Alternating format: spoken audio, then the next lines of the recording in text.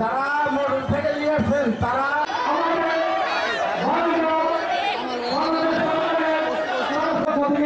জানায় আন্তরিক ধন্যবাদ। আমাদের পথের ধর্ম এবং প্রতিমন্ত্রী সে আমাদের প্রধান বাংলাদেশ আওয়ামী লীগের ঢাকা জেলা আমাদের নেতৃত্বে আসাদুজ্জামান কামাল ভাই এবং যার গর্ব আমাদের পথের বোর্ডের সম্পাদক ফারুক হাসান তুহিন। অনেক বছর খালেদা জিয়ার বাসভবন সম্পর্কে আপনারা দেখেছেন।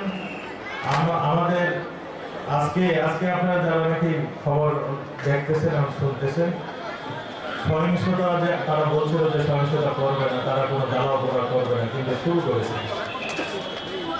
বাস পুড়িয়েছে। আমাদের হাজী সেলিম সাহেব একটা বিচার কার্য পরিচালনা করছিলেন, তার বিচার কার্যের মধ্যে বোমা হয়েছে এবং সেখানে একজন নিহত হয়েছে। তা আপনারা এখন বুঝে দেখেন